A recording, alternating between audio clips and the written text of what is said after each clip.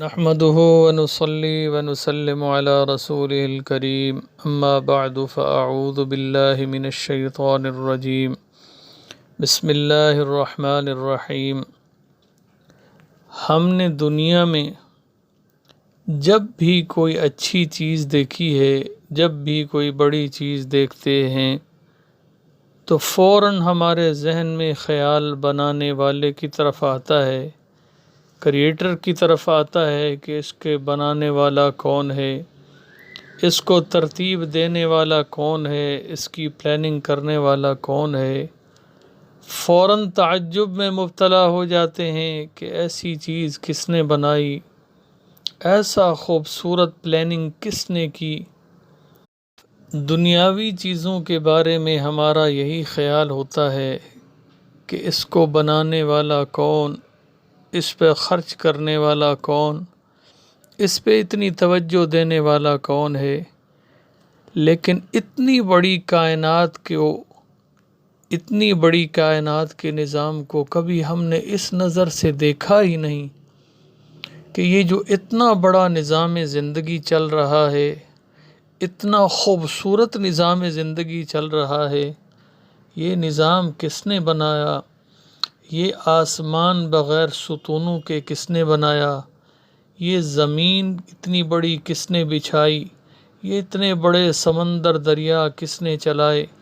یہ اتنے بڑے بڑے پہاڑ کس نے زمین پر گاڑ دیے؟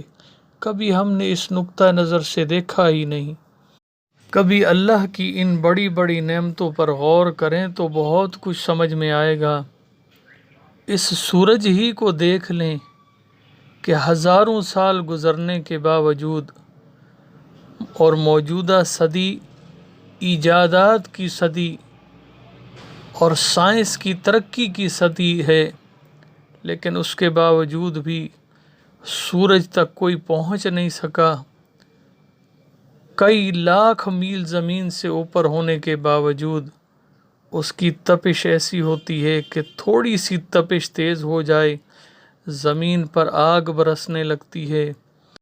کوئی پہنچنا تو درکنار، وہاں کے کوئی منصوبے بھی جانے کے نہیں بناتا۔ اتنا بڑا سورج اللہ رب العزت نے قرآن پاک میں فرمایا والشمس والقمر والنجوم مسخرات بامری، اور سورج، چاند اور ستارے پیدا کیے مسخرات بامری، جو سب اللہ کے حکم کے غلام ہیں۔ الا لہ الخلق والامر، یاد رکھو کہ پیدا کرنا اور حکم دینا سب اسی میرے رب کا کام ہے۔ تبارک اللہ رب العالمین، بڑی برکت والا رب ہے، تمام جہانوں کا پروردگار ہے۔ اسی قسم کا مضمون قرآن پاک میں کئی جگہ پہ ذکر ہے کہ اتنا بڑا سورج، اتنے بڑے چاند، یہ سب میں نے پیدا کیے، یہ میرے حکم کے ساتھ مسخر ہیں۔ بس ایسے ہی نہیں چل رہے کہ زمین بن گئی، آسمان بن گیا، چاند بن گئے، ستارے بن گئے، یہ سب ایسے ہی نہیں۔ اللہ رب العزت فرماتے ہیں ان کو میں نے پیدا کیا اور میرا ہی حکم ان پہ چلتا ہے۔ سورہ یاسین میں اللہ رب العزت نے فرمایا والشمس تجری لمستقر لها ذلک تقدیر العزیز العلیم، یہ سورج اپنے ٹھکانے کی طرف چلا جا رہا ہے، یہ سب اس ذات کا مقرر کیا ہوا نظام ہے جس کا اقتدار بھی کامل ہے، جس کا علم بھی کامل ہے۔ میرے بھائیوں، سورج ایسے ہی نہیں نظر آ رہا، ایسے ہی صبح نہیں نکل آتا، رات کو چلا نہیں جاتا۔ اللہ پاک نے اس کو اس ڈیوٹی پر مامور کیا ہے، جس ڈیوٹی پر وہ مقرر ہے، تا قیامت وہ اس کی خلاف ورزی نہیں کر سکتا۔ کبھی سوچیں اس نظام کو کہ اتنا بڑا سورج غروب ہونے کے بعد کہاں جاتا ہے اور پھر صبح اپنے وقت مقررہ پر کیسے نکل آتا ہے، کبھی اپنے وقت سے جو اللہ پاک نے اس کے لیے مقرر کیا ایک منٹ کی تاخیر بھی نہیں کرتا۔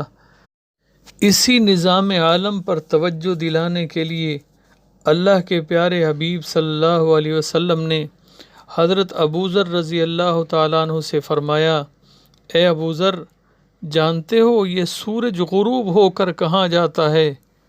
حضرت ابو ذر فرماتے ہیں میں نے کہا اللہ اور اس کے رسول ہی بہتر جانتے ہیں، یعنی میں اس بارے میں نہیں جانتا۔ اللہ کے پیارے حبیب صلی اللہ علیہ وسلم نے فرمایا وہ عرش تلے جا کر اللہ رب العزت کو سجدہ کرتا ہے، پھر طلوع ہونے کی اجازت طلب کرتا ہے تو اس کو اجازت طلوع ہونے کی مل جاتی ہے۔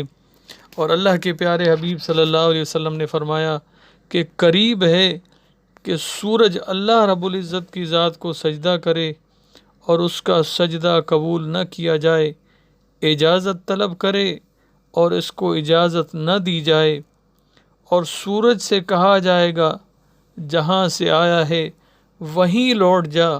کیا مطلب کہ سورج مغرب سے غروب ہوا تو حکم ہو جائے گا کہ دوبارہ مغرب سے ہی طلوع ہو جا۔ اور میرے دوستو یہ وہ وقت ہوگا کہ توبہ کا دروازہ پھر بند کر دیا جائے گا۔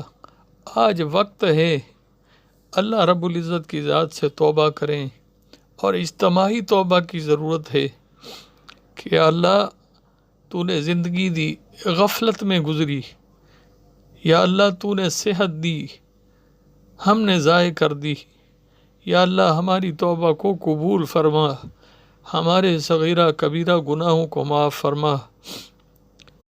اتنا بڑا سورج جو پوری کائنات کو اللہ کے حکم سے روشن کر رہا ہے، اور غروب ہو جانے کے وقت اللہ رب العزت کے عرش کے سائے کے نیچے پہنچ جاتا ہے، اللہ رب العزت کے حضور سجدہ کرتا ہے، اللہ کی ذات کو سجدہ کرتا ہے، اور روزانہ یہ اجازت طلب کرتا ہے کہ یا اللہ کل پھر طلوع ہو جاؤں، اور اس کو یہ اجازت مل جاتی ہے طلوع ہونے کی۔